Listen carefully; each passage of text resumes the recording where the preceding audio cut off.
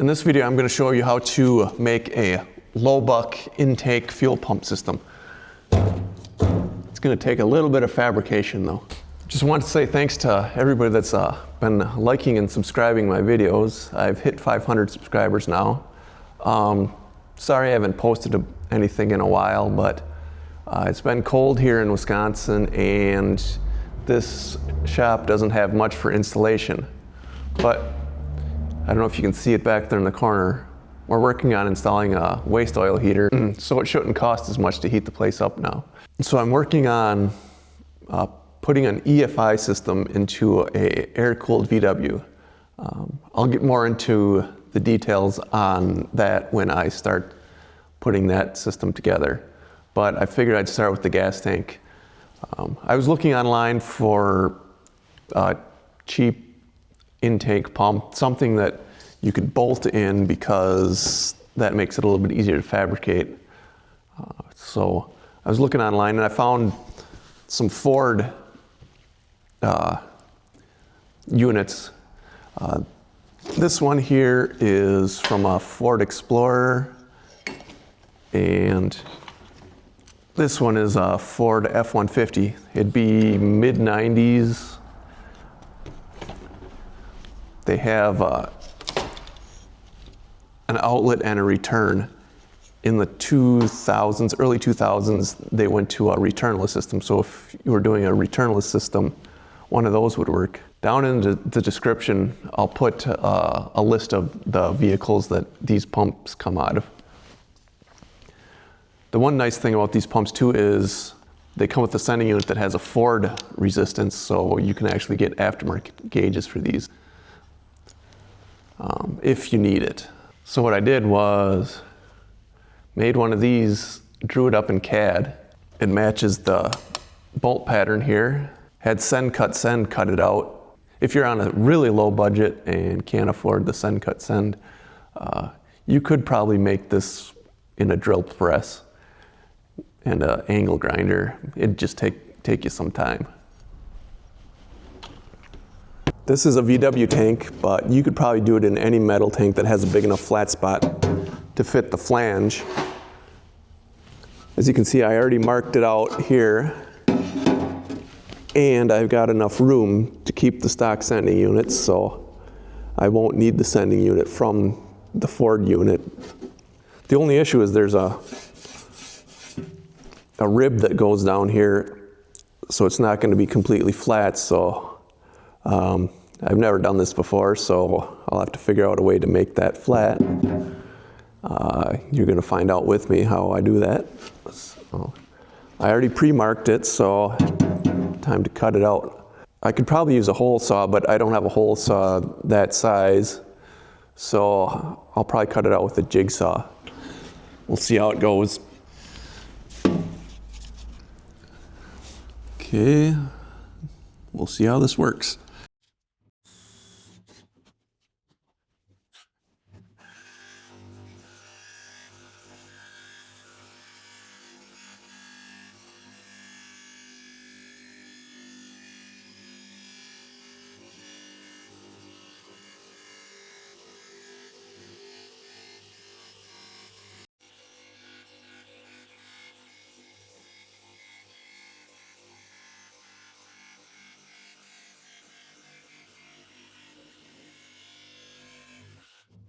Now I've got that cleaned up with a file. Now I just got to figure out what fuel pump I want to use, see which one works better. Now this is the pump from the F-150. You can see how the pump is further to one side.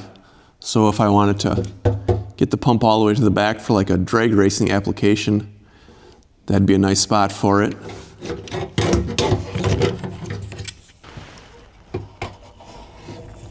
As you can see, both of these pumps are going to, as you can see, both of these pumps are going to be too long, so I'm going to have to cut out a section here and weld it back together, which is not a big deal, considering I paid 26 bucks for this whole pump assembly.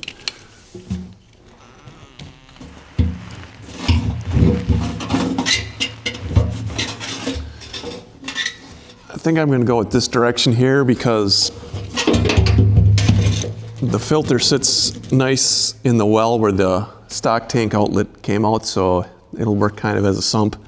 If I still need a sump in the future, I've got enough room in there where I can actually work around and add a sump in there.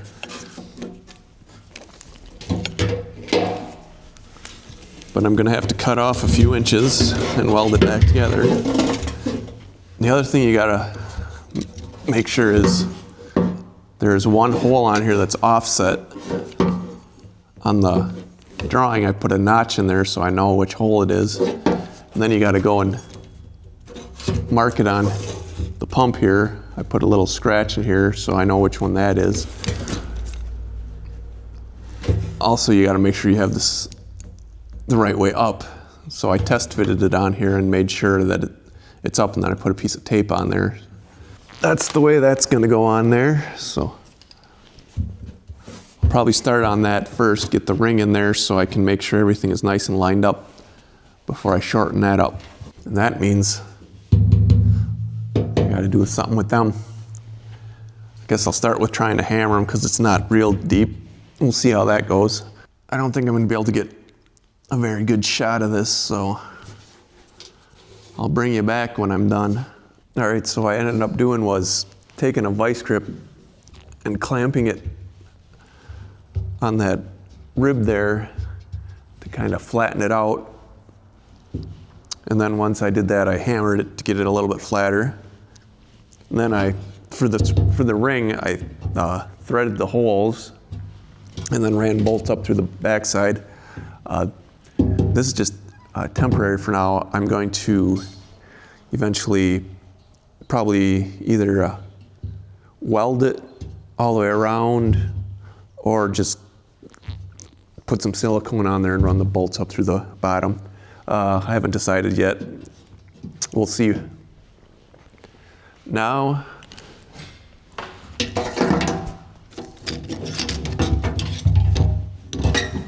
I have to cut down the fuel pump because it looks like it's a little bit long.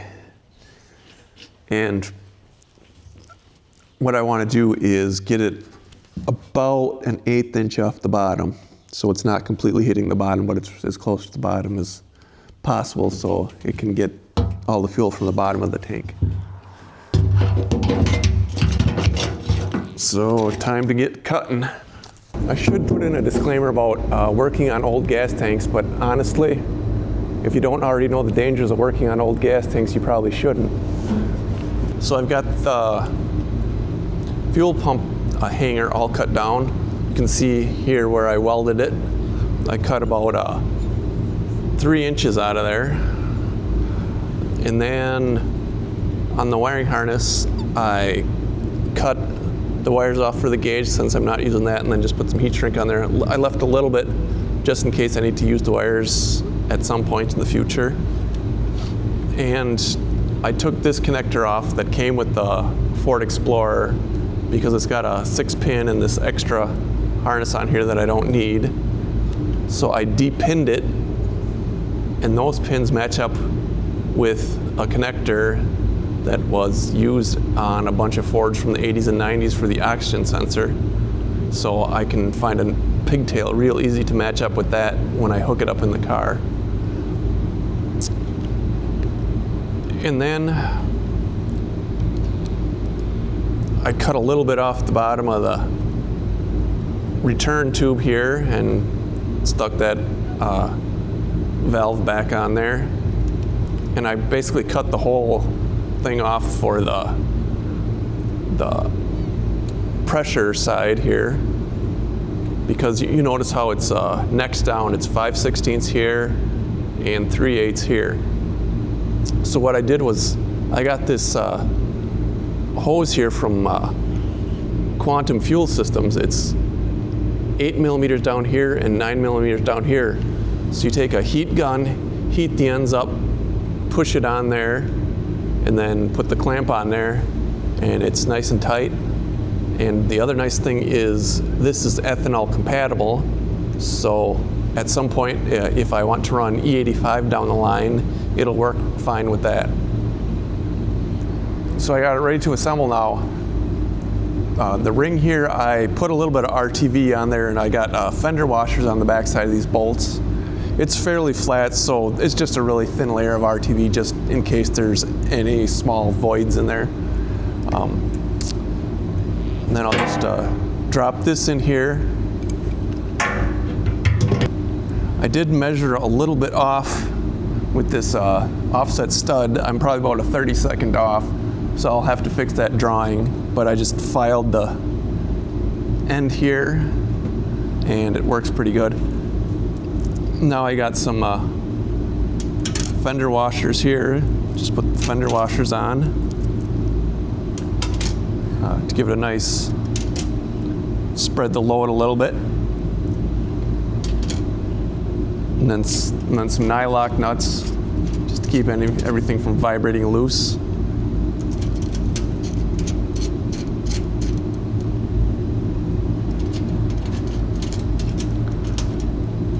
Then I'll just tighten those down and it's good to go. There it is, installed and ready to go. Got the pump there, stock sending unit there, so I don't have to worry about changing out my gauge or any adapters or anything like that. Now you're all wondering about cost. I got this fuel pump for 25 bucks. It's used, but it would work.